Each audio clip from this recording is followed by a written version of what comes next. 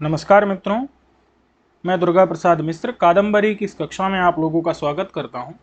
और जैसा कि आप सभी लोग जानते हैं कि ये कादम्बरी का पाठ्यक्रम पीजीटी, ईएमआरएस पीजीटी दोनों में कादम्बरी का कथामुख लगा हुआ है और इसी को लेकर के हम लोग पढ़ रहे हैं। इसमें हम लोगों ने पहला और दूसरा दो पाठों को पढ़ लिया है। प्रथम पाठ में हम लोगों ने विस्तार से भी देख लिया था कि हमको क्या क्या पढ़ना है। तो हम लोगों ने पिछले पाठ में 14 श्लोकों तक पढ़ लिया है। अभी हम लोग 15वें श्लोक से प्रारंभ करते हैं।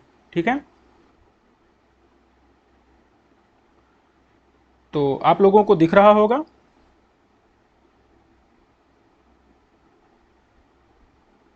विधान संपादितदान शोभितैः स्फुरन् महावीर सनाथ मूर्तिभिः मख्यैरसंख्यैरजयसुरालयं सुखेन यो यूपकरैर्गजैरिव। ठीक है, अभी तक हम लोगों ने पहले देखा कि सगुण परम ब्रह्म की वंदना की गई थी। उसके बाद शंकर की वंदना की गई, उसके बाद नरसिंह की वंदना की गई और उसके बाद गुरु की वंदना की गई। फिर दुर्जनों की निंदा की गई, सज्जनों की प्रशंसा की गई, कथा की प्रशंसा की गई।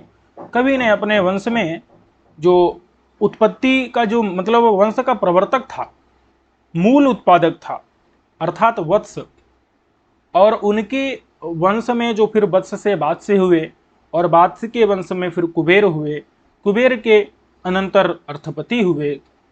अर्थपति का वर्णन कवि ने कर लिया है। ठीक है, देख सकते हैं यहां पर पिछले श्लोक में, यहां पर 13वें श्लोक में बता दिया था कि द्विजन्म नाम अर्थपति ही, अर्थपति नाम के उनके पुत्र हुए, कुबेर के पुत्र हुए अर्थपति। अर्थपति के बाद तो अब अर्थपति का पहले वर्णन करेंगे और फिर अर्थपति के बाद चित्रभानु जन्म लेंगे, चित्रभानु के बाद बाणभट्ट जन्म लेंगे। ठीक है,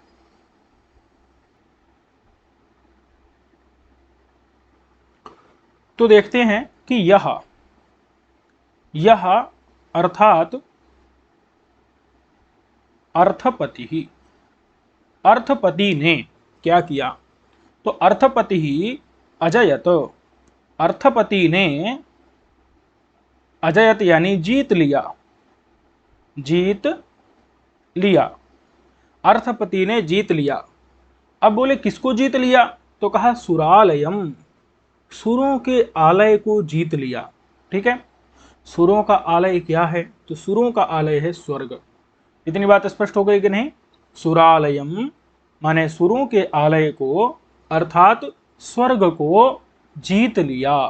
ठीक है, स्वर्ग को बोले कोई परिश्रम करना पड़ा, कहा नहीं, कोई परिश्रम करना नहीं पड़ा, बड़े आराम से बिना किसी प्रयास के सुखेन, सुख से ही जीत लिया, सुख से ही अर्थपति ने, यह यानी अर्थपति ही, अर्थपति ने अजयत जीत लिया, सुरालयम स्वर्ग को सुखेन सुख से जीत लिया।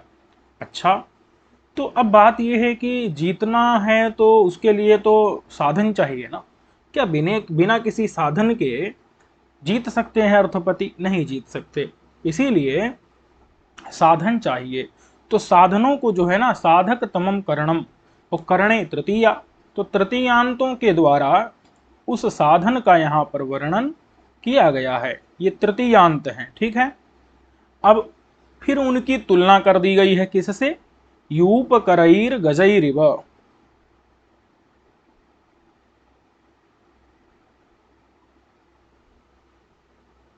एक मिनट,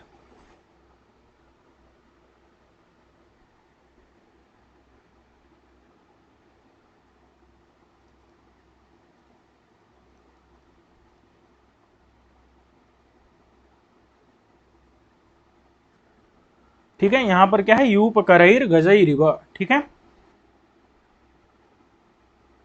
चलिए, तो इतना स्पष्ट हो गया होगा। अब यहां पर देख लेते हैं इन साधनों को। अब इन साधनों की जो तुलना है वो यूपकर गज से की गई है, गज यानी हाथी से की गई है। ठीक है, इन सब की तुलना किससे की गई है, गज, गज यानी हाथी से तुलना इन लोगों की, इन सभी तीनों जो ये क्या है, साधन है, इनकी हाथी से तुलना की गई है। तो यहाँ पर जो इव है वो क्या है, उपमावाचक है। इव क्या है, उपमावाचक है। और ये हाथी क्या है, उप उपमान है। इव क्या है, उपमावाचक है। ठीक है। और इसके अतिरिक्त जो अन्य जो मखई ही, ये जो मख है, मख यानी यज्ञ, जो यज्ञ है ये क्या है, उपमेय है, उपमेय है। इसीलिए ये चूंकि यज्ञ क्या है, उपमेय है, तो इसलिए यहां पर सारी चीजें विद्यमान होने के कारण कौन सा अलंकार हो जाएगा, उपमा अलंकार हो जाएगा। ठीक है, और वो भी पूर्णोपमा हो जाएगा। चलिए अब हम लोग पहले देख लेते हैं, एक बार इन साधनों को देख लेते हैं। तो उन्होंने यानी अर्थपति ने सुखपूर्वक स्वर्ग को जीत लिया। कैसे जीता, तो कहते हैं असंख्य ही मखई ही। असंख्य यानी कि अनंत, अगणित, असीमित, बहुत मतलब सैकड़ों हजारों संख्या में उन्होंने क्या किया, यज्ञ किया। और यज्ञों के द्वारा, यज्ञों से क्या किया, अनंत यज्ञों से स्वर्ग को सुखपूर्वक अर्थपति ने जीत लिया। ठीक है। अच्छा, अब वो यज्ञ कैसे हैं ये भी एक देखना पड़ेगा ना। तो यज्ञ जो है ना वो विधान, विधान क्या होता है, वेद के द्वारा प्रतिपादित जो मार्ग, वेद के द्वारा प्रतिपादित जो मार्ग, हम कह सकते हैं वेद विहित, वेद विहित जो विधान है, मार्ग है, उस मार्ग के द्वारा संपादित, संपादित माने किया गया जो दान। ठीक है, दान क्या होता है, संपादित माने किया गया, किया गया जो दान। दान मतलब होता है ब्राह्मणों को सुवर्ण इत्यादि देना, ये होता है दान। ठीक है, दान तो आपको पता है ना। तो ब्राह्मणों के लिए जो किया गया दान, तो वेद के द्वारा विहित माने विधान, विधान मतलब वेद विहित जो मार्ग, उस मार्ग उसी को विधान कहा जाता है, वेद विहित मार्ग। और ऐसे मार्ग से किया गया जो दान, संपादित माने किया गया जो दान, उस दान से शोभित, उस दान से युक्त, दान से मंडित जो मख हैं, यज्ञ हैं। मतलब यज्ञ ऐसे नहीं सूखे सूखे यज्ञ नहीं किए जाते थे, उनमें दान दिया जाता था ब्राह्मणों को, वो भी विधि पूर्वक। वेद माने विधि में जो विधि से विहित विधान है, वेद विहित जो मार्ग है, उस मार्ग से संपादित माने किया गया था दान। ऐसे दान से सुशोभित कौन थे, यज्ञ।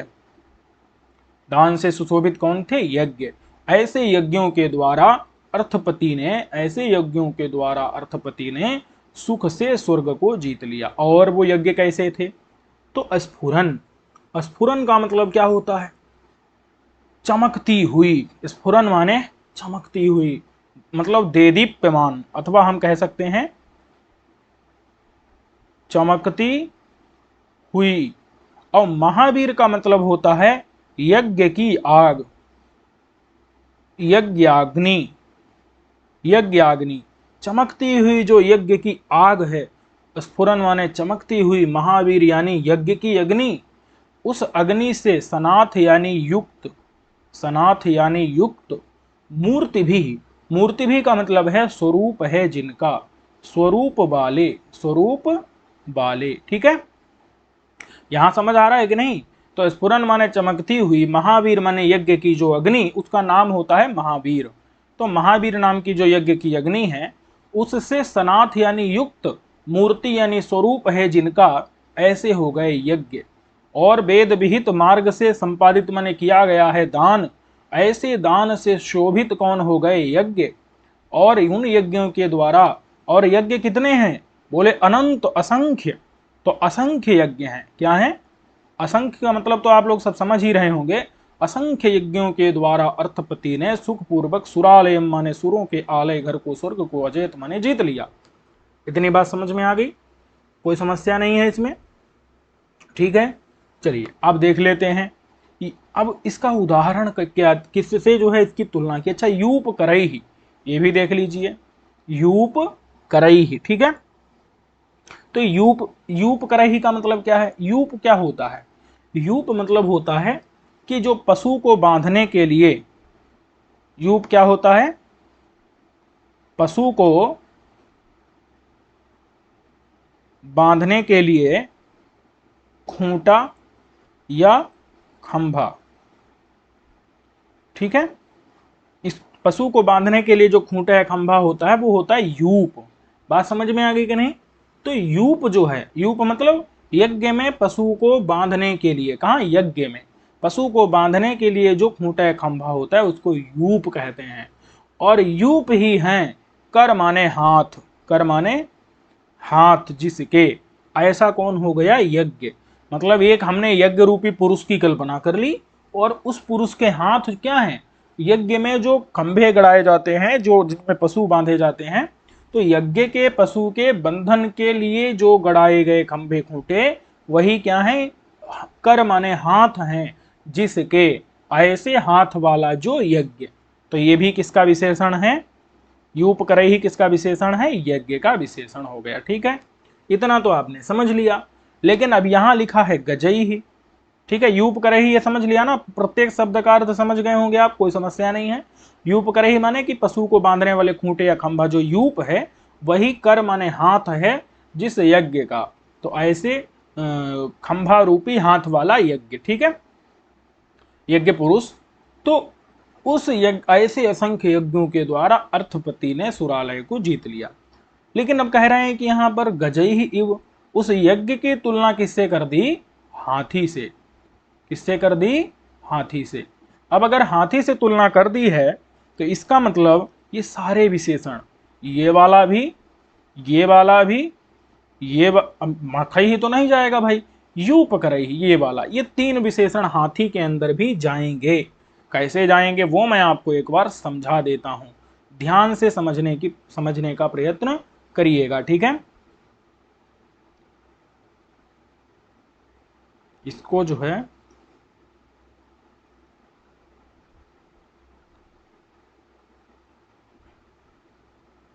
इस कलर में देखता हूं, समझने का प्रयत्न करिएगा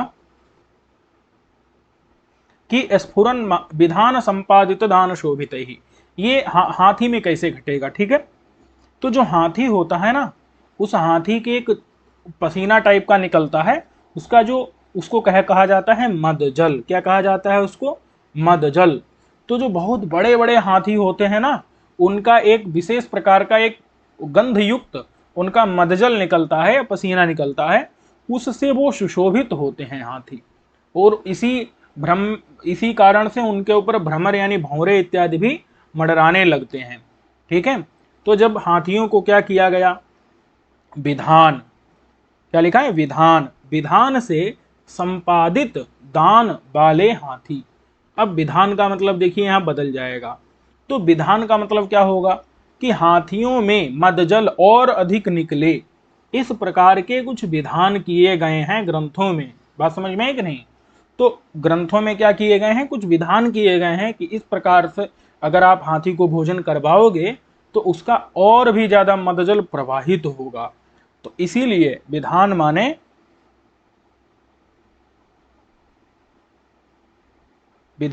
मदजल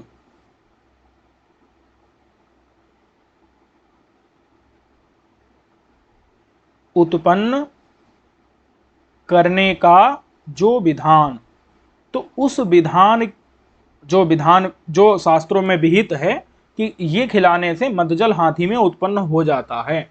तो ऐसे मदजल उत्पन्न करने का जो विधान, उस विधान विधि विधान पूर्वक अब जब खिलाएंगे तो उससे क्या होगा, संपादित माने निकलेगा। तो निकला जो दान, दान का मतलब है हाथी का जो मदजल, मदजल यानी पसीना इत्यादि उसका जो कुछ निकलता है, तो वो मदजल। बात समझ में आ गई कि नहीं? तो मदजल उत्पन्न करने का जो विधान है शास्त्रों में, जो मार्ग प्रतिपादित है, उस तरह से हाथी को खिला पिला करके फिर जो संपादित यानी निकला, जो उससे उत्पन्न हुआ हाथी से जो दान यानी मदजल, उस मदजल से शोभित कौन है, उस मदजल से सुशोभित कौन हो रहा है, हाथी। तो स्पष्ट हो गया कि नहीं? अच्छा, दूसरी बात यह है कि हाथी पर बहुत बड़े बड़े क्या बैठे हैं, महावीर बैठे हुए हैं। हाथी के ऊपर कौन बैठे हुए हैं, बहुत बड़े बड़े महावीर बैठे हुए हैं। तो इसीलिए इसको क्या कहा, स्फुरन। स्फुरन का मतलब है सक्रिय, ऐसे नहीं मतलब निष्क्रिय नहीं। तो ये समझ आ गया कि नहीं, स्फुरन यानी सक्रिय। महावीर, बहुत बड़े बड़े महान योद्धा, महावीर माने महायोद्धा, महावीर यानी महायोद्धा, स्फुरन माने सक्रिय, महावीर माने महायोद्धा। सक्रिय महायोद्धा जो है बैठे हुए हैं हाथियों पर। तो सक्रिय महायोद्धाओं से सनाथ माने तो युक्त ही है, सनाथ यानी युक्त, मूर्ति माने शरीर है जिनका, युक्त शरीर वाले। बात समझ में आई कि नहीं, बहुब्री है यहाँ पर कि सक्रिय, स्फुरन माने सक्रिय, महावीर माने महान योद्धा, महान वीर, उनसे युक्त है शरीर जिन हाथियों का, मूर्ति माने शरीर, जिनका ऐसे शरीर वाले कौन हो गए, हाथी हो गए। मूर्ति माने शरीर। बात समझ में आ गई कि नहीं।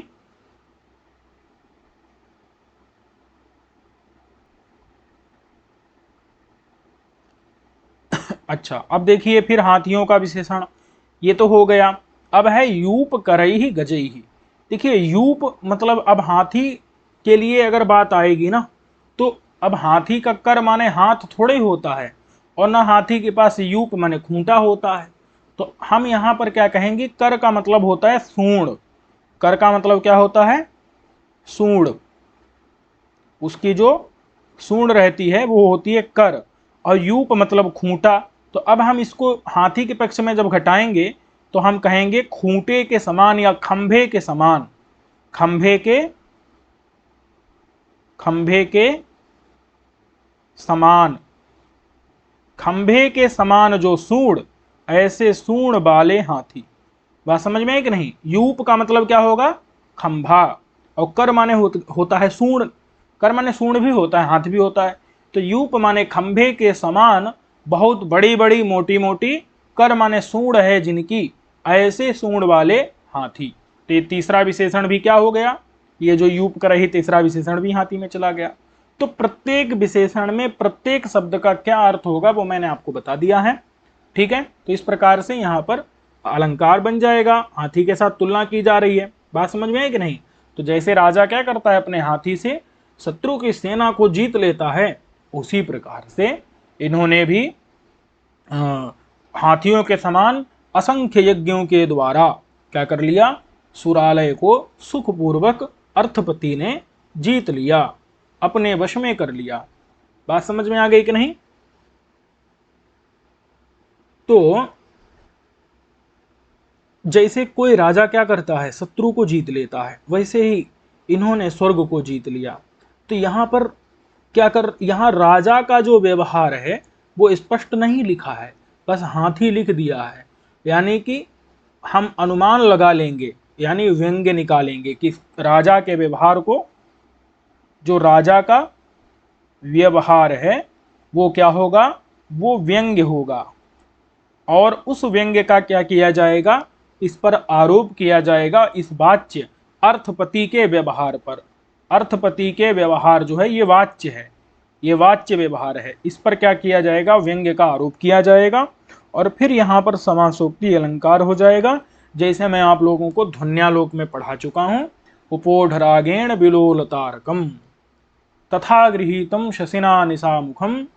तो यहाँ पर मैं आपको बता चुका हूँ कि निशा और शशि का जो व्यवहार जो वर्णित किया जाता है, उसमें वहाँ नायक और नायिका के व्यवहार का, व्यंग्य व्यवहार का आरोप कर लिया जाता है। ठीक है, लेकिन वहाँ ध्वनि नहीं होता। तो ये मैं आपको वहाँ बता चुका हूँ, इसी प्रकार से यहाँ पर भी बन जा रहा है। ठीक है, और यहाँ पर पूर्णोपमा जो है, ये गजई वो पूर्णोपमा है। इस पूर्णोपमा के द्वारा ये राजा का व्यवहार ये व्यंजित हो रहा है। ठीक है, चलिए, तो ये पूर्णोपमा तो समझ आ रहा है ना, पूरी उपमा बन जा रही है ना, गजई ही की हाथी के साथ में, माने गजई ही की असंख्य यज्ञों के साथ में सभी तीनों विशेषण गज में भी घट जा रहे हैं, तो उसमें यज्ञ में भी घट जा रहे हैं, तो उपमा हो गई यहाँ पर। चलिए, तो ये आपको स्पष्ट हो गया होगा। और अगर कोई भी अगर आपको शंका होती हो तो आप मुझसे पूछ सकते हैं, कमेंट के द्वारा बता सकते हैं, तो मैं उस प्रकार से सुधार भी करूँगा। और जैसा भी आप बताएंगे तो उस आधार पर सुधार हो पाएगा। क्योंकि अभी मैं तो सिर्फ बोल रहा हूँ, बोलने से तो आप तक बात पहुँच रही है, लेकिन मुझ तक आपकी बात नहीं पहुँच पा रही है। तो अगर आप अपनी बात कमेंट के द्वारा या फिर सीधे फ़ोन कर सकते हैं आप, या व्हाट्सएप मैसेज कर सकते हैं, अपनी बात अब अगर मुझ तक पहुंचा देते हैं तो उस आधार पर संशोधित रूप से भी हम आपको बताने का प्रयत्न करेंगे। चलिए, तो अब हम लोग देख लेते हैं अगला।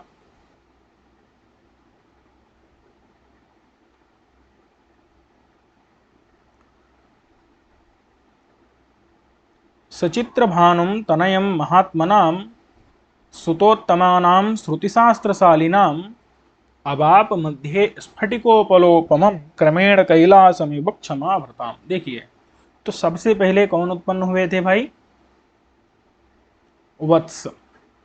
और वत्स के कौन हुए? वात्स्य। और उसी वंश में कौन उत्पन्न हुए? कुबेर।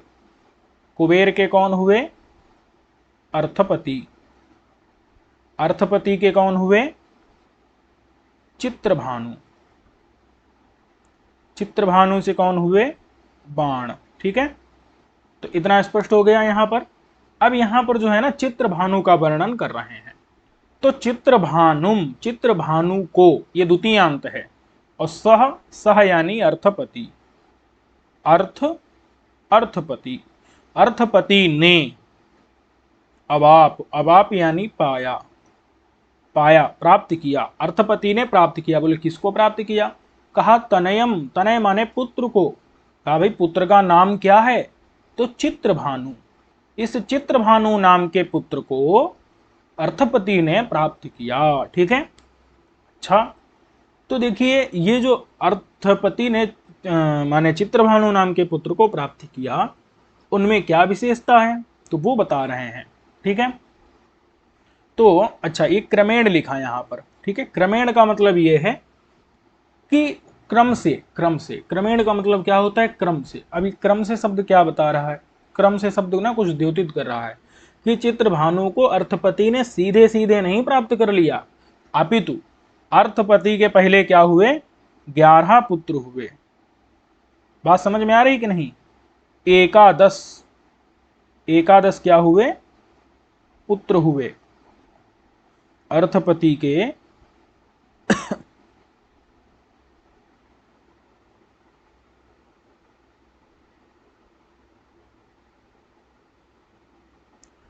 अर्थपति के क्या हुए हैं?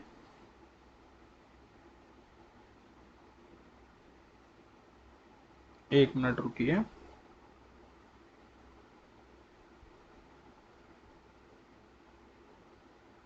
ठीक है, तो अर्थपति के क्या हुए हैं? एकादश पुत्र कहे जाते हैं। ठीक है, उन 11 पुत्रों में क्रम से उन्होंने क्या किया? चित्रभानु को 8वें स्थान पर प्राप्त किया। 11 पुत्रों में 8वें क्रम में जो 8वें पुत्र थे वो कौन थे? वो थे चित्रभानु। ठीक है, यहां पर जो है 11 पुत्र थे, ये बात हर्षचरित में बाण भट्ट ने अपने आप ही बताई है। अब उन पुत्रों के नाम स्मरण करने की विशेष आवश्यकता नहीं है, फिर भी अगर आप करना चाहते हैं तो मैं नाम बोल देता हूं, आप लोग लिख सकते हैं। एक है भृगु, हंस, सुचि, कवि, मही, दक्ष, धर्म, जातवेदस, चित्रभानु, लक्ष्य, अहिदत्त और विश्वरूप। ठीक है, ये आप क्या कर सकते हैं? उनको लिख सकते हैं। वैसे नाम याद करने की कोई आवश्यकता नहीं है। तो क्रम से जो 8वें पुत्र हुए हैं वो हुए हैं चित्रभानु। ठीक है, अच्छा, अब जब बहुत से सुत हुए, तो बहुत से सुत जो हुए उनमें बहुत से सुत हुए हैं।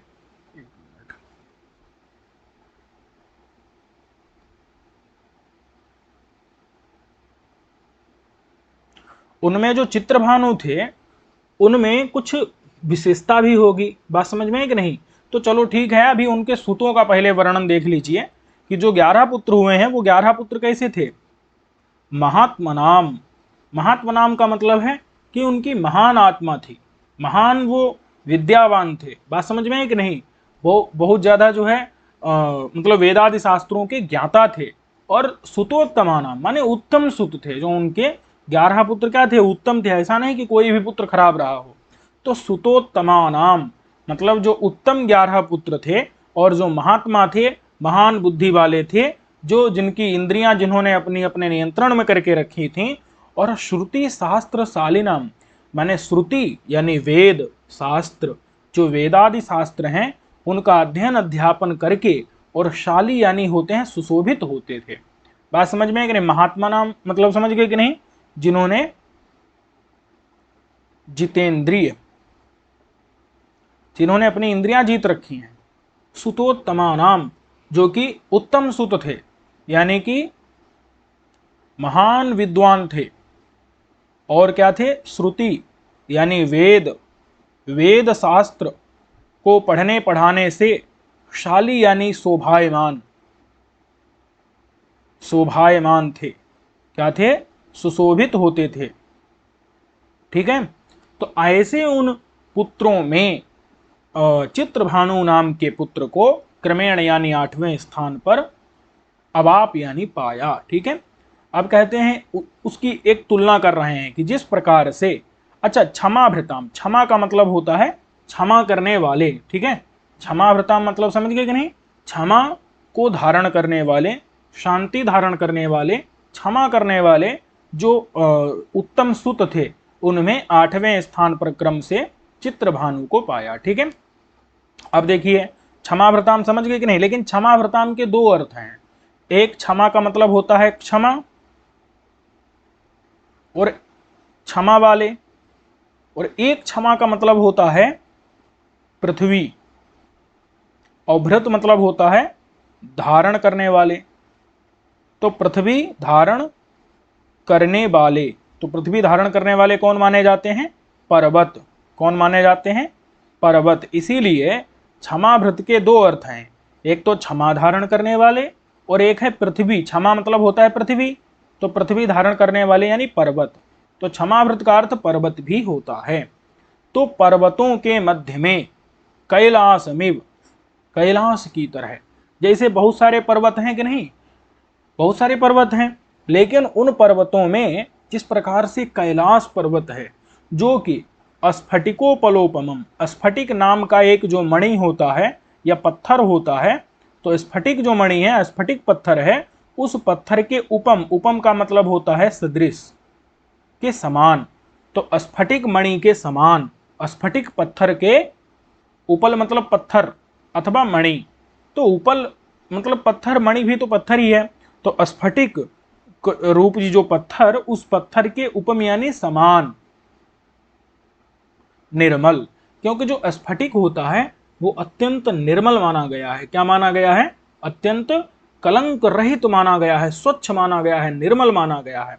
तो स्फटिक के उपल यानी पत्थरों के उपम यानी सदृश समान जो कैलाश पर्वत है, उस कैलाश पर्वत की तरह के तुल्य, जैसे पर्वतों में कैलाश पर्वत है, उसी प्रकार से यहाँ पर सुतोत्तमा नाम, उत्तम सुतों में वो चित्रभानु थे। बात समझ में है कि नहीं?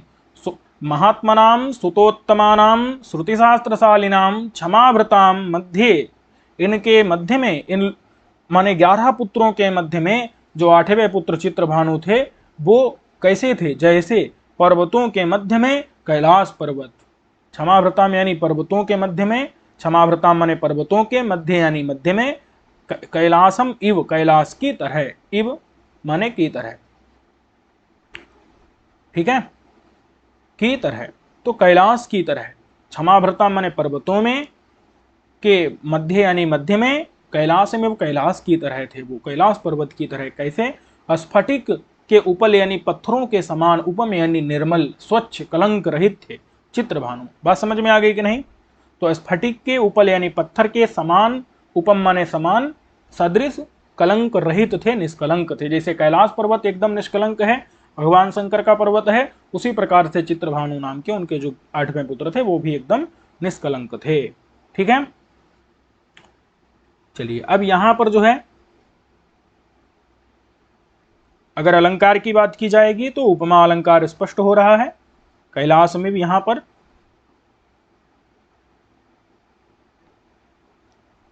देख सकते हैं आप, ये इब जो है, इब का प्रयोग है उपमा अलंकार। ठीक है। चलिए, अब देख लेते हैं यस्य। तो यस्य से क्या लेना है भाई? अब यहां पर पुत्र पैदा हो चुका है। कौन पुत्र है वो? चित्रभानु। चित्रभानु नाम के पुत्र इनके उत्पन्न हो चुके हैं। ठीक है। अब वो चित्रभानु कैसे हैं? तो महात्मनः, महात्मनः यानी कि वो महान आत्मा, महान बुद्धि वाले हैं। बात समझ में है कि नहीं? महात्मनः मतलब महान बुद्धि वाले। महात्मनः यानी कि महान बुद्धि वाले। महान बुद्धि वाले जो चित्रभानु हैं, उन चित्रभानु के जो गुण, चित्रभानु के जो गुण हैं, चित्रभानु के गुण कौन कौन से गुण? तो दान रूपी गुण, दया रूपी गुण, दान दया दाक्षिण्य रूपी गुण। दाक्षिण्य मतलब किसी का उपकार करना। तो दान दया दाक्षिण्य इत्यादि रूपी जो गुण हैं, वो गुण क्या कर गए? तो दुषन मनः प्राविशु, माने शत्रुओं के मन में भी, दुषन मतलब शत्रुओं के, मन है यानी मन में, मन में, प्राविशु माने प्रवेश कर गए, प्रवेश कर गए।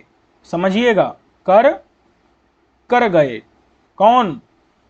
चित्रभानु के, महान बुद्धि वाले, महात्मनो यानी महान बुद्धि वाले चित्रभानु के दान दया दाक्षिण्य इत्यादि गुण दुषन मन, शत्रुओं के मन में प्रवेश कर गए। अच्छा, शत्रुओं के मन में जगह थी क्या? बोले जगह तो नहीं थी, लेकिन जगह बना करके प्रवेश कर गए। कृत, कृत मतलब होता है बना करके। अंतर, अंतर माने जगह, जगह, अंतर माने होता है जगह, अवकाश। उसको कृत माने बना करके, बनाकर, जगह बनाकर। अंतर माने जगह, कृत माने बनाकर। तो कृत माने बनाकर, अंतर माने जगह। वो जो दान दया दाक्षिण्य इत्यादि गुण थे, और जो कि ऐसा नहीं कि अपने गांव में ही फैले हों, नहीं नहीं, वो सुदूर निर्गता, दूर दूर कई राज्यों तक जो है फैल गए। सुदूर माने दूर, दूर तक, निर्गत माने फैले हुए, दूर दूर तक जो है फैले हुए गुण थे।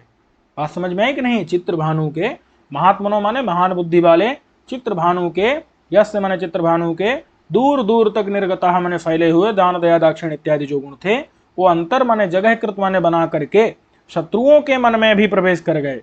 तो बताइए, जो शत्रु के मन में प्रवेश कर गए, तो जो लोग शत्रु नहीं होंगे उन लोगों के मन में तो प्रवेश करेंगे ही करेंगे। यानी तात्पर्य क्या है कि उनकी कीर्ति बहुत दूर दूर तक, दिग्दिगंत तक जो है व्याप्त हो गई, बहुत दूर दूर तक फैल गई। अच्छा, और वो गुण कैसे थे?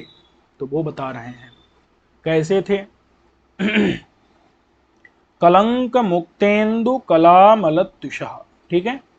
तो कलंक से मुक्त जो चंद्रमा, कलंक मुक्त मतलब कलंक होता है ना, चंद्रमा में एक कलंक लगा हुआ है, कालिख लगी हुई है, उसका एक चिन्ह है, मृग मतलब मृग के समान, खरगोश के समान एक इंदु यानी चंद्रमा में क्या है? चिन्ह है।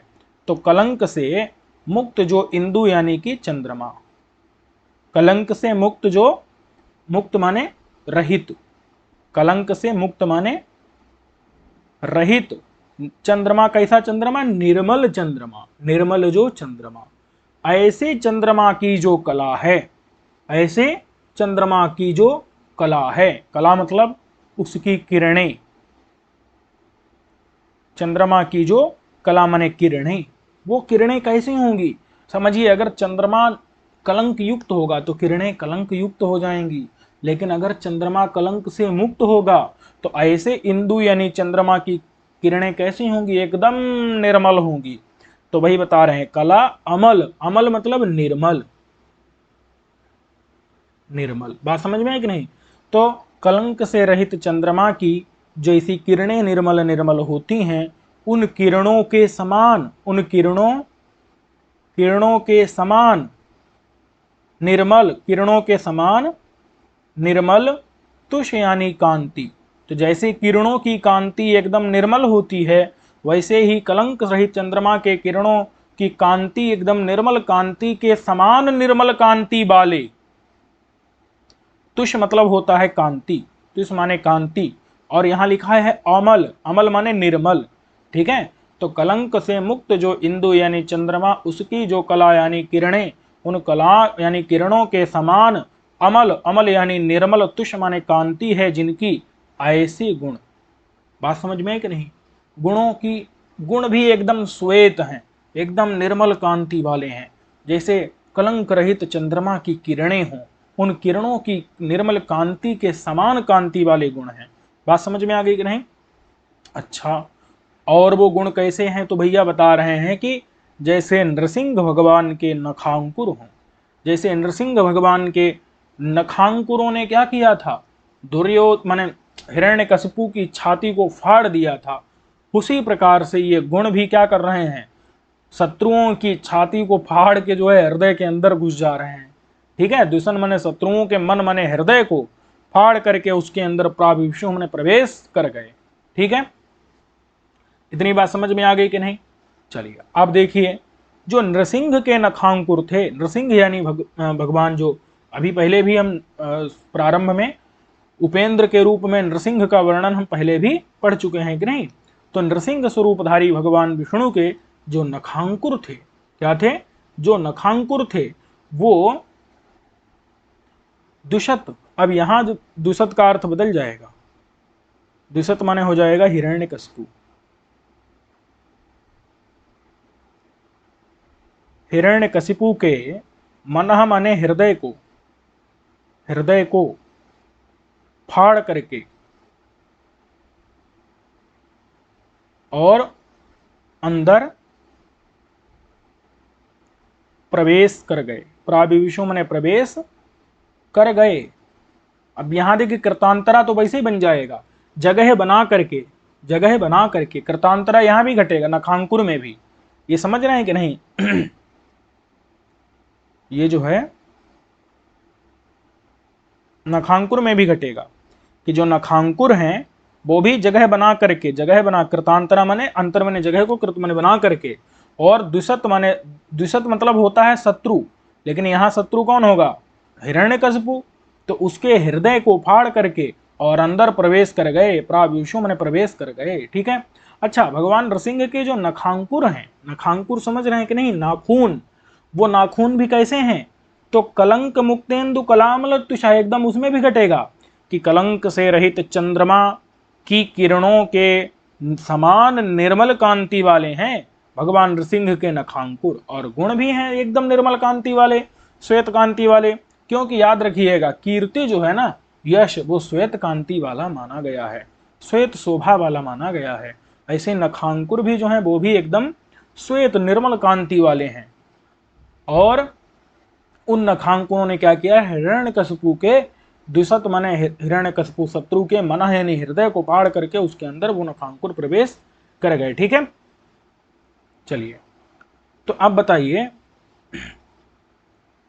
तो ये जो है चित्रभानु के जो गुण थे, ये गुण कहां प्रवेश कर गए? शत्रुओं के अंदर भी प्रवेश कर गए।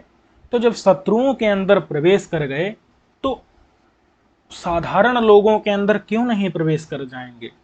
जिसके गुणों ने बैरियों के चित्त को भी खींच लिया, जिसके गुणों ने शत्रु के चित्त को भी अपनी तरफ आकर्षित कर लिया, शत्रु भी अपनी शत्रुता भूल करके चित्रभानु की प्रशंसा में लग गए, तो साधारण लोग तो उनकी प्रशंसा में कितना ज्यादा लगे होंगे, प्रवृत्त होंगे। तो ये चीज यहाँ पर समझ लेनी चाहिए। ठीक है, तो यहाँ क्या है? नखांकुरों से गुणों की तुलना की गई है, इसलिए यहाँ पर क्या होगा? पूर्णोपमा अलंकार है। ये अलंकार ना पूर्णोपमा लुप्तोपमा के भेद से होता है, मैं आपको पढ़ा भी चुका हूं। इसमें जो उपमा अलंकार है, इतना तो आप समझ रहे होंगे, लेकिन इब जो है उपमा वाचक है, नखांकुर उपमान है, गुण उपमेय है, और ये सब कलंक मुक्तेन्दु शला कलाम लत्तुषः और कृतांतरा दुषन मनः प्राविशु इत्यादि, ये सब ये क्या है? यहाँ पर साधारण धर्म है, तो हर चीज होने के कारण है पूर्णोपमा अलंकार है। ठीक है,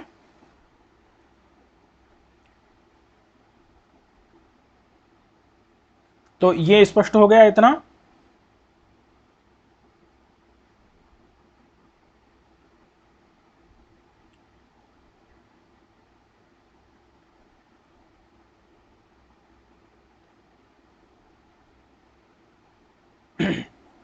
अब देख लेते हैं।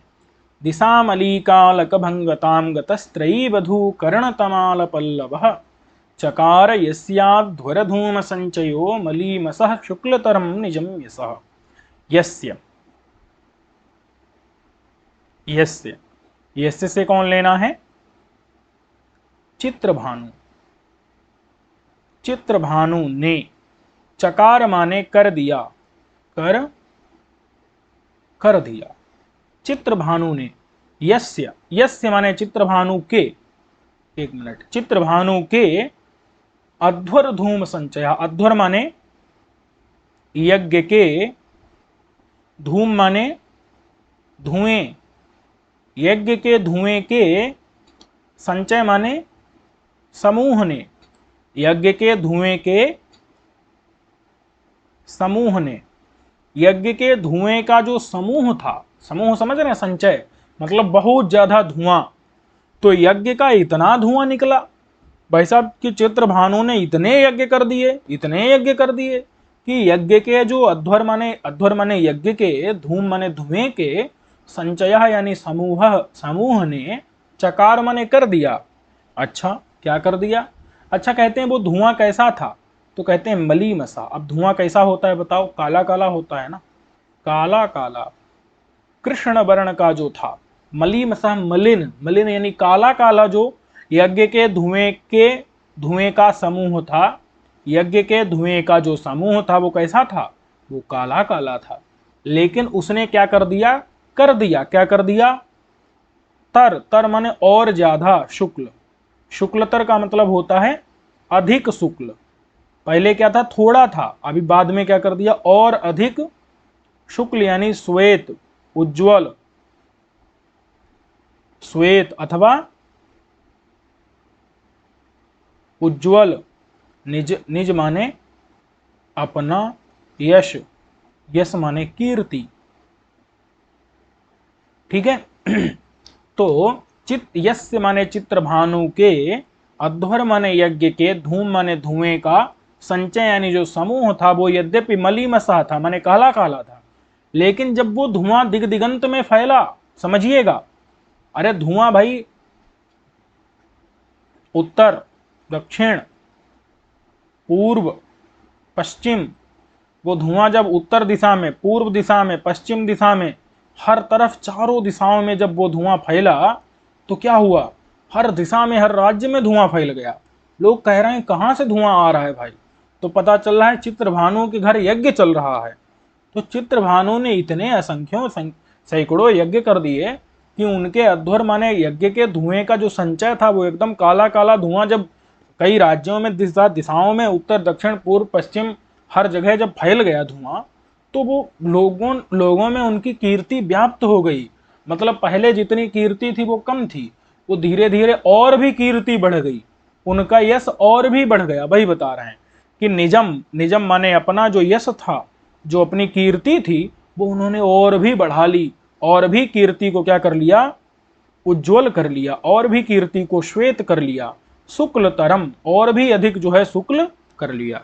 बात समझ में है कि नहीं? अपने उस काले काले धुएं से उन्होंने अपनी कीर्ति को और बढ़ा लिया, और सफेद कर लिया, अपनी कीर्ति को और उज्जवल कर लिया। अब बताइए काला काला धुआं कीर्ति को कैसे सफेद कर सकता है? लेकिन समझने वाली बात है कि यहाँ पर वास्तव में धुआं जब फैला तो लोगों में उनकी चर्चा बढ़ गई, और वो चर्चा क्या, वो कुख्यात हुए नहीं, वो विख्यात हुए। तो यानी उनकी ख्याति, उनकी कीर्ति, उनकी प्रसिद्धि और बढ़ गई, और अधिक जो है उज्जवल हो गई। इसीलिए यहाँ पर ऐसा नहीं है कि धुआं जो है वो तो काला धुआं तो किसी चीज को काला करेगा ना, सफेद कैसे कर सकता है? तो उसको थोड़ा समझने वाली बात है कि धुआं सफेद काला नहीं कर रहा है। यहाँ पर उनकी चर्चा दिग दिगंत में व्याप्त हो गई, इसीलिए उनकी ख्याति और सफेद हो गई और उज्जवल हो गई।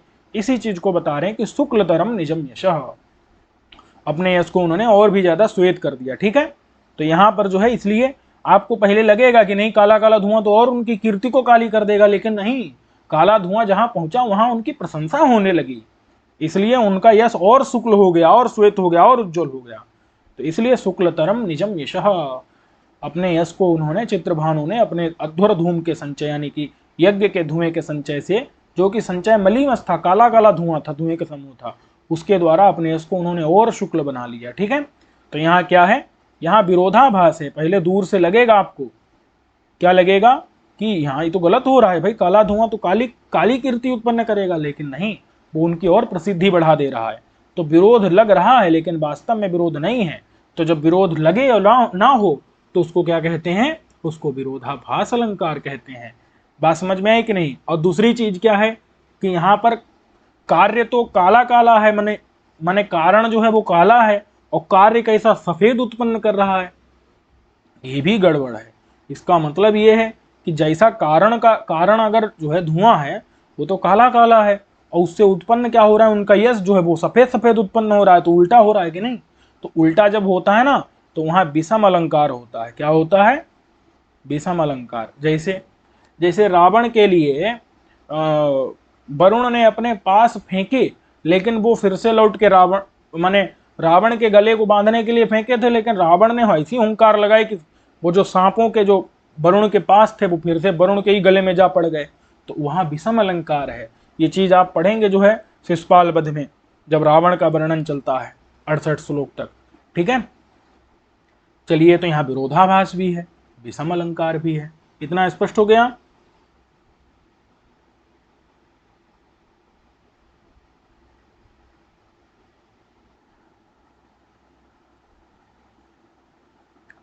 दिशामलीकालक भंगताम गतः त्रयीबधू कर्ण तमाल पल्लवः। जो अध्वर धूम का संचय यानी यज्ञ के धुएं का जो समूह है, उसके दो विशेषण और भी हैं। पहला है दिशामलीकालक भंगताम गतः और त्रयीबधू कर्ण तमाल पल्लवः।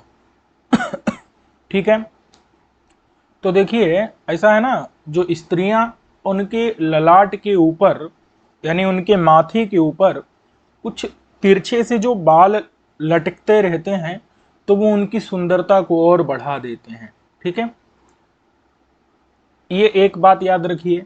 और दूसरी बात कि कानों में, स्त्रियों के कानों में जो तमाल के पत्ते होते हैं, तमाल एक वृक्ष है जिसके पत्ते एकदम काले काले होते हैं, और तमाल वृक्ष भी पूरा कालिमा का ही एक पर्याय माना जाता है। तो उसके जो पत्ते हैं वो भी उनके कानों में, उस स्त्रियों के कानों में उनकी शोभा को बढ़ा देते हैं।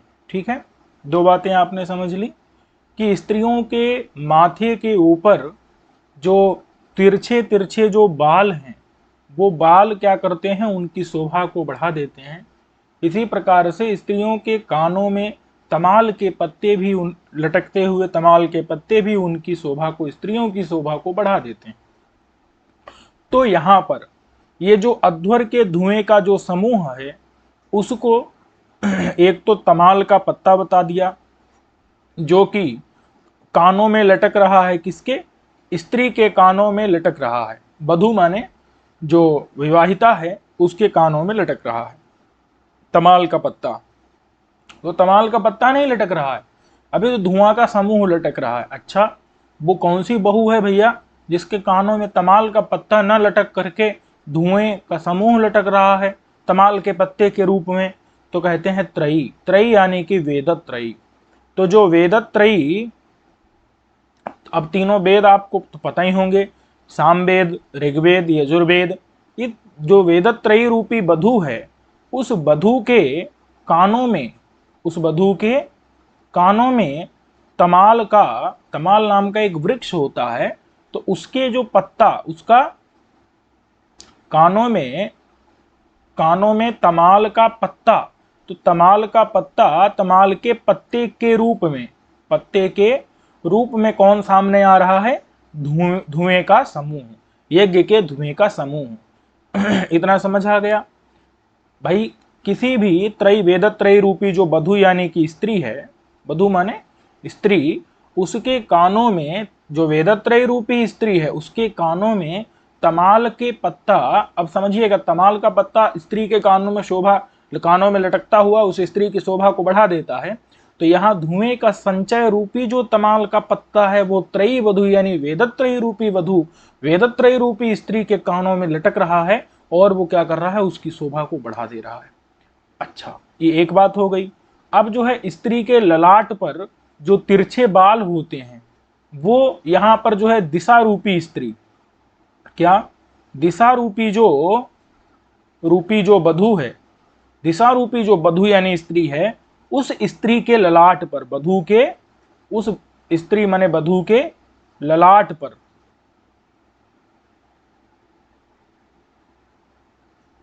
उसके ललाट पर जो तिरछे तिरछे बाल, क्या उसके ललाट पर जो तिरछे बाल हैं वो बाल क्या करते हैं, उसकी शोभा को बढ़ा देते हैं।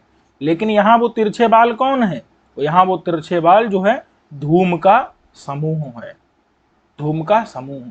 तो धुएं का जो समूह है, अध्वर के धुएं का समूह, यज्ञ के धुएं का समूह, वो दिशा रूपी बधू के ललाट पर तिरछे बाल हैं। इतनी बात समझ में आ गई कि नहीं? वही बता रहे हैं कि दिशाम, दिशाम मतलब दिशा रूपी बधू, लिखा नहीं है, समझना है, उस पर आरोप कर लेना है। तो दिशा रूपी बधू के अलीक, अलीक यानी कि ललाट, दिशा रूपी बधू के अलीक यानी कि ललाट, ललाट पर अलक, अलक मतलब होता है बाल, ठीक है, अलक होते हैं ना, यानी कि दिशा रूपी बधू के अलीक, अलीक माने ललाट पर, अलक यानी बाल। तो बताओ, जब दिशा रूपी बधू के अलीक यानी ललाट पर अलक यानी बाल होंगे, तो जब वो तिरछे तिरछे बाल होंगे, लटक रहे होंगे, तो आप कल्पना करके देख लीजिए, किसी को सामने से देखिए, कुछ बाल होते हैं ना वो निकाल लेती हैं स्त्रियां जो है, मतलब वो अपने उनको उनको पूरा मतलब पीछे की तरफ नहीं ले जाती हैं, उनको थोड़ा सा लटका देती हैं ललाट के ऊपर। तो वो बाल क्या करते हैं, उनकी शोभा, उनके सौंदर्य को और भी बढ़ा देते हैं। तो इसीलिए वो जो अलक हैं, बाल हैं, उन बालों की भंगता को कतः प्राप्त कर गया है, उन बालों की शोभा को वो क्या कर गया है, माने धूम का समूह उन बालों के तिरछेपन को प्राप्त कर गया। और तिरछेपन को प्राप्त करेगा तो सामान्य बात है कि वो क्या हो जाएगा, सुंदरता को भी प्राप्त कर जाएगा। तो इसलिए दिशा रूपी बधुओं के अलीक यानी ललाट के ऊपर जो अलक यानी बाल हैं, उन बालों की जो भंगता माने तिरछापन है, उस तिरछेपन को गतः यानी कि प्राप्त कर गया है। कौन? ये अध्वर माने यज्ञ के धुएं का समूह। तो यज्ञ के धुएं का समूह, इतनी बात स्पष्ट हो रही है कि नहीं हो रही है? कि दिशा रूपी पूर्व पश्चिम, क्योंकि हर दिशा में धुआं जा रहा है एकदम, और धुआं सीधा सीधा थोड़े चलता है, थोड़ा हवा के कारण क्या हो जाएगा, तिरछा तिरछा हो जाएगा। तो तिरछा तिरछा होगा तो वही ऐसा लग रहा है कि दिशा रूपी बधुओं के ललाट के ऊपर अलक माने बाल के, बालों का जो तिरछापन है, भंगता यानी एक विशेष प्रकार से जो है जैसे लटका लेती हैं स्त्रियां बालों को, तो उस रूप को गतः मैंने प्राप्त कर गया है धुआं, ठीक है, धुएं का समूह। और त्रयी बधू जो वेदत्रयी है, ऋग्वेद यजुर्वेद सामवेद रूप, उस बधू के कान यानी कि जो उसके कान है, श्रवण है, उनमें लटका हुआ जो तमाल पल्लव होता है, तमाल वृक्ष का जो नया नया पत्ता होता है, उस पत्ते के समान है धुएं का संचय, धूम संचय। बात समझ में आ गई कि नहीं? तो इसलिए यहां पर क्योंकि धुएं का समूह भी काला काला होता है और बाल भी काले काले होते हैं, और जो है तमाल का पत्ता भी काला काला होता है। बात समझ में आ गई कि नहीं? तो इस प्रकार के धुएं के संचय ने, जो कि एकदम मलीमस माने काला काला है, फिर भी उसने क्या कर दिया, शुक्ल तरम निजम यशा चित्रभानु के यश को और भी शुक्ल बना दिया। तो ये बात जो है स्पष्ट हो गई आप लोगों को, ठीक है। अब यहाँ क्या है, दिशा के अंदर बधूत्व का आरोप किया जा रहा है। यहाँ बधू शब्द लिखा नहीं है लेकिन आरोप किया गया है। दूसरे बाले में त्रयी बधू लिखा है, तो यहाँ बधू का आरोप किया गया है त्रयी में, वेद त्रयी में क्या किया गया है, बधू का। क्योंकि ये बधू थोड़े, बधू माने तो स्त्री होती है, तो दिशाएं या तीनों वेद स्त्री थोड़े हैं, लेकिन उनमें बधूत्व का क्या किया गया है, आरोप किया गया है। तो यहाँ पर दिशा में तो जो है लिखा नहीं है, तो जब लिखा नहीं होता है ना, तो उसको हम आर्थ शब्द से कहते हैं। क्या कहते हैं? आर्थ आरोप है, ठीक है। और यहां पर जब लिखा है तो इसको हम कहते हैं शाब्द आरोप है। क्या है? शाब्द आरोप है, ठीक है। और जब आरोप जो भी होता है ना, तो आरोप में क्या होता है, रूपक अलंकार होता है। क्या होता है यहां पर? रूपक अलंकार हो जाएगा, ठीक है, रूपक अलंकार हो जाएगा। इतना स्पष्ट हो गया कि नहीं? और चूंकि अर्थ आरोप है तो इसलिए ये एक देश विवर्ती रूपक होता है। ठीक है, चलिए अब यहां पर आपने समझ लिया। यहां कर्ण तमाल पल्लव, ठीक है, तो कानों के लिए धुआं क्या बताया गया, तमाल पल्लव बताया, यानी कि धुएं में हमने तमाल पल्लव का आरोप कर दिया है। तो यहां भी भाई जो है रूपक अलंकार हो गया। ठीक है, और अगर धुएं में तमाल पल्लव का आरोप ना करते तो बताओ त्रयी में बधु का आरोप करते, नहीं कर पाते। तो इसीलिए त्रयी में बधु, वेदत त्रयी में बधु का आरोप, ये वेदत त्रयी को बधु कैसे कहा गया, जब धुएं को हमने तमाल पल्लव कहा। तो इसीलिए यहाँ पर परंपरित रूपक भी है, क्योंकि परंपरा माने कार्य कारण भाव भी बन रहा है। ठीक है, और इस प्रकार से यहाँ पर तो रूपक है, रूपक में एक देश विवर्ती भी है पूरा यहाँ पर जो है क्या नाम है, परंपरित रूपक भी है, और विरोधाभास अलंकार है, और विषम अलंकार है। तो इसमें आप सामान्य रूप से इसको रूपक बोलिए, रूपक अलंकार। कई प्रकार का रूपक है यहाँ। तमाल पल्लव में धूम संचय माने धूम संचय में तमाल पल्लव का आरोप है, त्रयी में बधु का आरोप है, दिशाओं में बधु का आरोप है। ठीक है, तो यहाँ क्या हुआ, विरोधाभास अलंकार भी है, विषम अलंकार भी और रूपक अलंकार भी है। ठीक है, ये आपको याद रखना है। चलिए, और परस्पर इनका अंगांगी भाव होने से संकर हो जाएगा। चलिए अब देखिए मंगलाचरण जो है समाप्त होने की ओर है, 2 श्लोक और भी बचे हैं। तो सरस्वती पाणि सरोज संपुट प्रमृष्ट होम श्रमसीकरांभसः यशोंस शुक्ली कृत सप्तविष्टपात ततः सुतो बाण इति व्यजाय। देखो बाण जी उत्पन्न हो गया। अब जो है तो आपको क्रम याद है, सबसे पहले वत्स उत्पन्न हुए, फिर उनके पुत्र वात से उत्पन्न हुए, फिर उनके जो है वंश में कुबेर उत्पन्न हुए, कुबेर के बाद अर्थपति हुए, अर्थपति के बाद चित्रभानु हुए,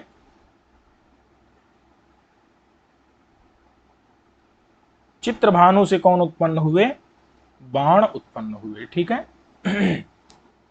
तो अब वही बता रहे हैं कि चित्रभानु से बाण उत्पन्न हुए। उन चित्रभानु के यहां पर 2 विशेषण बता रहे हैं। ठीक है, पहला विशेषण ये है, ये प्रथम विशेषण है, और ये जो है द्वितीय विशेषण है कि सरस्वती पाणि सरोज संपुट ब्रह्मष्ट होम श्रमसीकरांभसः यशोंस शुक्ली कृत सप्तविष्टपात ततः सुतो बाण इति विजायत। ठीक है, चलिए देख लेते हैं भाई इसका मतलब क्या है। तो सरस्वती, सरस्वती देवी है, उनके पाणी, पाणी मतलब होता है हाथ, सरस्वती के जो पाणी, पाणी माने हाथ, और सरोज, सरोज का मतलब होता है कमल।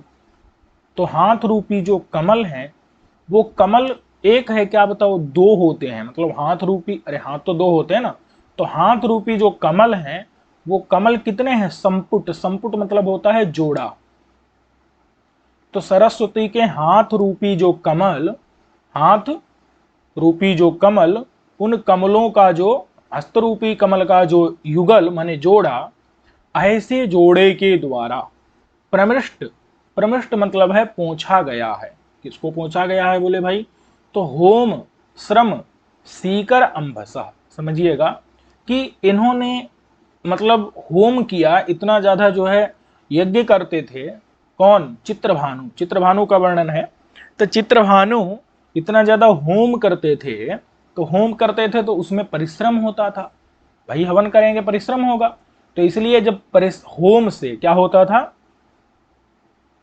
होम से जो परिश्रम होता था, उस परिश्रम से, परिश्रम के कारण से, परिश्रम की कठिनता से क्या होता था, सीकर, सीकर, सीकर मतलब होता है छोटे छोटे कण, और वो भी किसके, पसीने के,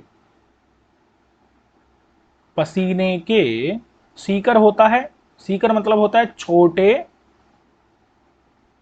छोटे छोटे कण, पसीने के छोटे छोटे कण, वो भी अंभस, अंभस मतलब होता है जल। ठीक है, तो जल के जो सीकर अम्भस मतलब होता है पसीने के छोटे छोटे कण या जल के छोटे छोटे कण, ठीक है, जो कि होम के परिश्रम से हो रहे थे। तो ऐसे जो जल के कण थे उनको प्रमृष्ट, प्रमृष्ट यानी पोंछा था, पोंछा था। बात समझ में? किसने पोंछा था? सरस्वती ने अपने जो पाणी मतलब हाथ रूपी जो कमल है उस कमल के जोड़े से, मतलब अपने दोनों हाथों से उनके होम के परिश्रम से उत्पन्न जो पसीने के छोटे छोटे, सीकर मतलब छोटे छोटे कण, जो कि अम्भस माने जल के यानी पसीने के जो थे, उनको प्रमृष्ट किया था, पोंछा था। बात समझ में आई कि नहीं? तो ऐसे थे चित्रभानु। चित्रभानु जब यज्ञ करते थे तो उनके परिश्रम से उत्पन्न जो छोटे छोटे कण होते थे उनको सरस्वती पोंछने आती थी। बात समझ में आई कि नहीं? तो सरस्वती, साक्षात सरस्वती ही उनके उन परिश्रम से उत्पन्न पसीने के जो कण थे उनको साक्षात सरस्वती अपने दोनों हाथों के संपुट से, जोड़े से जो है अपने दोनों हाथों से क्या करती थी? पोंछती थी। परमृष्ट मान के पोंछा था उन्होंने। इतनी बात समझ में आ गई कि नहीं? अच्छा, अब भैया जब इतना यज्ञ करेंगे तो उनका मतलब उनके परिश्रम को, उनके परिश्रम से उत्पन्न जो पसीने के कण हैं उनको सरस्वती साक्षात अपने हाथों से पोंछने आएंगी, तो उनका यश कहां कहां तक फैलेगा बताओ? क्या एक लोक में फैलेगा? नहीं, सातों लोकों में फैल गया था उनका यश। उनका यश एक लोक में नहीं, भूर्भुवः स्वः महाजनः तपः सत्यम, हर लोक में जो है ऊपर तक जो है उनका यश चला गया था। बात समझ में है कि नहीं? वही बता रहे हैं कि यशः, अपने यश से उन्होंने, अपने यशः अंशु, अंशु मतलब होता है किरण, तो यश की किरणों से, यश की अंशु मतलब होता है किरण, किरणों से। अब समझिएगा, यश की किरणें सफेद होती हैं, पाप की किरणें काली होती हैं, याद रखिएगा। यश की किरणें सफेद होती हैं, पाप की किरणें काली होती हैं।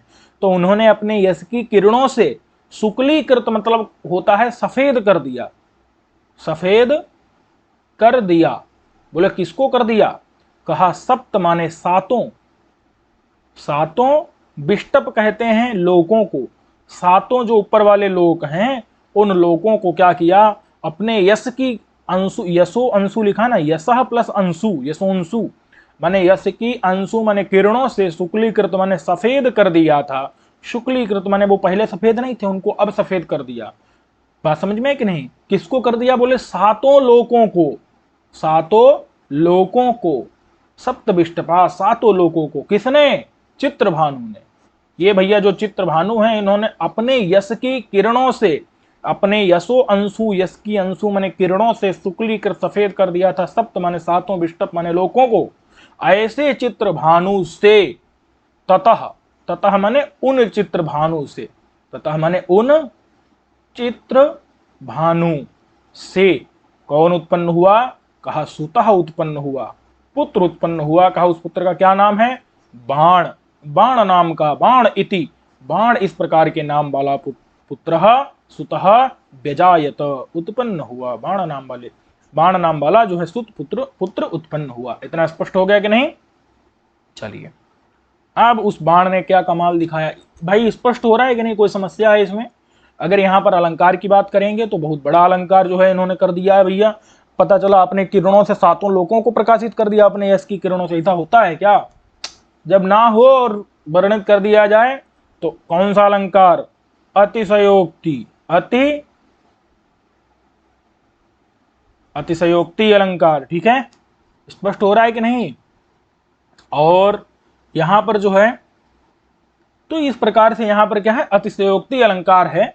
और ऊपर जो है सरस्वती अपने हाथों से क्या करने आ रही हैं?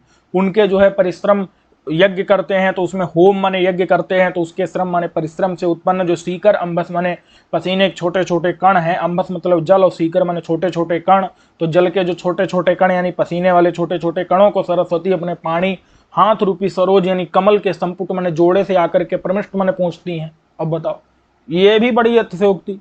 तो पहले में भी अतिशयोक्ति और दूसरे यहां पर भी अतिशयोक्ति। तो यहां पर कितनी अतिशयोक्ति? दो अतिशयोक्ति, दो अतिशयोक्ति। तो इसलिए, लेकिन अलंकार की बात करेंगे तो एक है ना भाई, वो क्या है? अतिशयोक्ति अलंकार है। ऊपर भी है, पहली लाइन में भी, और दूसरी लाइन में या आधे भाग में इसमें भी है। इतनी बात स्पष्ट हो गई होगी आप लोगों को। चलिए, इतना महान कुल था बाणभट्ट का। ऐसे कुल में उन्होंने जन्म लिया और वो अपने अहंकार को बता रहे हैं कि मैं अहंकारी नहीं हूं। वो अपने अहंकार को हटा रहे हैं, मतलब निराकरण कर रहे हैं। अपना अहंकार मतलब अपने आप को बता रहे हैं कि फिर भी मेरे अंदर कोई भी गर्व नहीं है, कोई अहंकार नहीं है। अब वही बता रहे हैं कि ऐसे दुजेन, दुजेन, तेन दुजेन, तेन मतलब जो अभी बाणभट्ट नाम का पुत्र पैदा हुआ, तेन दुजेन, तेन माने उस बाण भट्ट नाम के दुजेन माने ब्राह्मण ने, उस तेन, तेन का अर्थ है ये, उस बाणभट्ट नाम के द्विजैन माने ब्राह्मण ने, अच्छा उसने क्या किया, तो कहा उसने निबद्धा, निबद्धा, निबद्धा मतलब बना दिया। क्या कर दिया उसने, निबद्धा, निबद्धा का मतलब क्या है, बना दिया। क्या बना दिया बोला, कहा कथा, कथा बना दी। उसने एक कथा बना दी। किस, उस कथा का नाम क्या है, तो कादंबरी कथा। बात समझ में आ गई कि नहीं। जो कादंबरी कथा है वो उसने क्या कर दी, बना दी। निबद्धा, निबद्धा यानी कि बना दी, निबद्धा माने बना दी, रच दी। उस ब्राह्मण ने, उस बाणभट्ट नाम के ब्राह्मण ने, निबद्धा माने बना दी, रच दी, कथा, कथा माने कादंबरी कथा, कादंबरी कथा, निबद्धा माने बना दी। अच्छा कैसी निबद्धा, अच्छा इयम, इयम भी लिखा है, निबद्धा प्लस इयम, इयम मतलब होता है यह बना दी, यह कादंबरी कथा बना दी। बोली कैसी कादंबरी, कहा दो कथाओं को अतिक्रमण करने वाली, समझिएगा अतिद्वयी लिखा है। अतिद्वयी का मतलब है, द्वयी मतलब दो जो पहले कथाएं बन चुकी हैं उन दोनों कथाओं को भी जो उनसे आगे निकल गई है, उनको अतिक्रमण कर गई है, उनके उनके ऊपर निकल गई है। जो बात समझ में आ गई कि नहीं, द्वयी अतिक्रांता इति अतिद्वयी, दो कथाओं को जिसने अतिक्रमण कर लिया उनके ऊपर निकल गई है जो। अच्छा वो दो कथाएं कौन सी हैं, तो आप समझ लो दो कथाएं वो कौन सी हैं। एक तो गुणाढ़ के द्वारा लिखी गई बृहत कथा है, गुणाढ़कृत बृहत कथा है, और दूसरी सुबंधुकृत बासव दत्ता है। ठीक है, ये दो कथाएं हैं, गुणाढ़कृत बृहत कथा, सुबंधुकृत बासव दत्ता। इन दो कथाओं को, अतिद्वयी का मतलब है इन दोनों कथाओं को अतिक्रमणम कृतवती, इनके ऊपर निकल गई है कौन, कादंबरी कथा। ऐसी कादंबरी कथा को, यह माने यह कादंबरी कथा, निबद्धा माने बना दी। ठीक है, अच्छा इतनी बात समझ में आ गई कि नहीं। ये पीछे ये दोनों कथाएं जो पहले थी वो उतनी अच्छी नहीं है, इनके अपेक्षा उत्तम कथा है कादंबरी कथा। ये कथाएं अधम हैं और यह उत्तम है, अद्वितीय है। क्या है, अद्वितीय है। इस ऐसी कथा पहले कभी भी बनाई गई नहीं है। बात समझ में आई कि नहीं। चलिए अब देखिए, ये जो बनाई है ना, तो इसके लिए बुद्धि की जरूरत पड़ी होगी। तो कहा धिया, धिया मतलब बुद्धि से बनाई है। कैसे, बुद्धि से बनाई है। कैसे बनाई है, बुद्धि से बनाई है। ठीक है, अब कहते हैं कि वो जो बुद्धि है वो कैसी है, उस बुद्धि का विशेषण बता रहे हैं कि ऐसा नहीं है कि हमारी बुद्धि बहुत ज्यादा जो है बढ़ी चढ़ी हो, तो अपनी बुद्धि की जो है सामान्यता को बता रहे हैं कि बुद्धि हमारी बड़ी सामान्य है। ये चीज बता रहे हैं कि अक्षत कंठ कौंठ्य, या ये तीनों बुद्धि के विशेषण है। पहला, दूसरा और ये तीसरा, तीनों किसके विशेषण है, धिया के, बुद्धि के विशेषण है। आप तीनों को मतलब अगर समझेंगे तो ये सब बुद्धि से जाकर के जुड़ जाएंगे।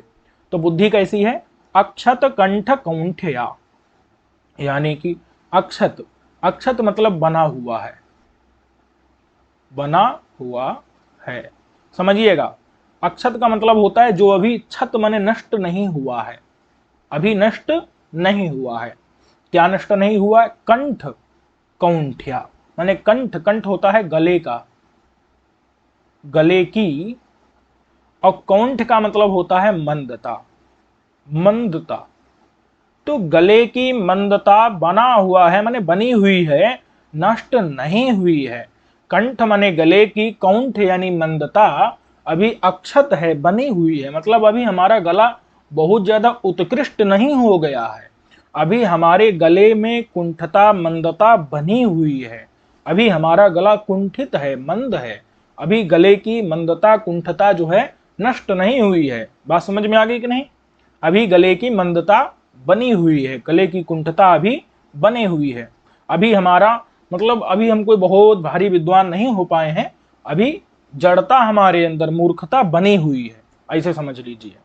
और देखिए, तो ऐसी बुद्धि है कि जिसके गले की कुंठता मंदता अभी जड़ता जो है अभी बनी हुई है, अक्षत है, अभी नष्ट नहीं हुई है, विद्वत्ता अभी नहीं आई है। और कैसी बुद्धि है? तो कहते हैं महामनोमोह। महा मतलब बहुत ज्यादा, बहुत ज्यादा मन का मोह होने के कारण, मन का मोह, मन का मोह होने के कारण, बहुत ज्यादा मन का मोह, अथवा मोह को हम कह सकते हैं अज्ञान, बहुत ज्यादा मन में अज्ञान होने के कारण मलीमस, मलीमस माने मलिन, मलीमस माने मलिन, अथवा जिसको हम कह सकते हैं कि जो मतलब जो प्रशंसा के योग्य नहीं है, मलीमस है, एकदम मलिन है। ठीक है, तो बहुत, महा मतलब बहुत ज्यादा, मनोमोह मतलब मन का मोह, मन का अज्ञान होने के कारण जो मलीमस है, मलीमस मतलब एकदम मलिन है, बुद्धि कैसी है? मलिन है, मलिन है मतलब निंदनीय है, क्या है? निंद है, बहुत ज्यादा जो है निंद है, मतलब प्रशंसा के योग्य नहीं है। और कैसी है आप समझ लो, अंधया, अंधी है एकदम, मलिन होने के कारण, अब भाई मलिन होगी एकदम तो वो अंधी होगी ना बुद्धि, क्योंकि महान मन में मोह भरा हुआ है, अज्ञान भरा हुआ है, तो वो बुद्धि कैसी होगी? एकदम मलिन होगी, मलीमस होगी, और अंधया माने अंधी होगी। अंधी मतलब जिसको क्या अच्छा है क्या बुरा है ये विचार करने योग्य वो बुद्धि नहीं होगी, वही बता रहे हैं कि अंधी है। अंधी मतलब, अंधी का मतलब क्या है? जो सत, सत और असत, अच्छा बुरा का जो विचार न कर सके, विचार न कर सके, ऐसी बुद्धि है। जो सत और असत का विचार न कर सके, ऐसी अंधी बुद्धि है, मलिन बुद्धि है, निंदनीय है, प्रशंसा योग्य नहीं है, महान मन का मोह उसके अंदर भरा हुआ है। ये समझ आ रहा है कि नहीं? महान मन के मोह के कारण मलीमस है, मलिन है, निंद है और अंधी बुद्धि है, ऐसी बुद्धि से। और कैसी बुद्धि है? तो अलब्ध वैदग्ध विलास मुग्धया। अलब्ध माने नहीं पाया है, लब्ध होता है मतलब पा लिया है, और अलब्ध का मतलब नहीं पाया, अलब्ध मतलब नहीं पाया है। अच्छा, बुद्धि ने नहीं पाया है, क्या नहीं पाया है? तो कहते हैं वैदग्ध्य नहीं पाया है, अभी जो है विद्वत्ता नहीं पाई है। वैदग्ध्य मतलब क्या होता है? विद्वत्ता, अभी विद्वत्ता। और विलास, विलास का मतलब होता है चतुरता, चातुर्य, अभी चतुरता नहीं प्राप्त की है, वैदग्ध्य नहीं प्राप्त किया है, विद्वत्ता नहीं प्राप्त की, अभी विलास यानी चातुर्य नहीं प्राप्त किया है। अलब्ध मतलब नहीं पाया है, ये दोनों चीजें क्या है? अलब्ध है, वैदग्ध्य भी नहीं पाया, विद्वत्ता भी नहीं पाई, और विलास चातुर्य भी जो है नहीं पाया है।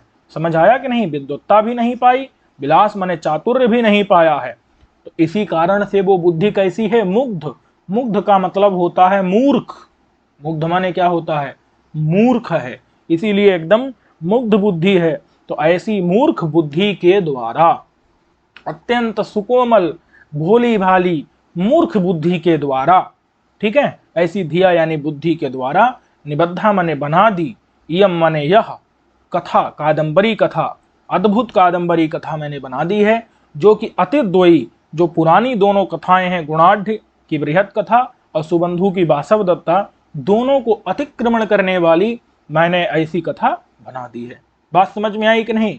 तात्पर्य यह है कि मेरी अभी बुद्धि जो है बहुत विकसित हुई नहीं है, तो हो सकता है कुछ थोड़े दोष हों, तो उन दोषों को भी विद्वान लोग क्षमा करेंगे, ये बात है। इसका तात्पर्य कि अगर विद्वान लोग हैं उन दोषों का शोधन करेंगे।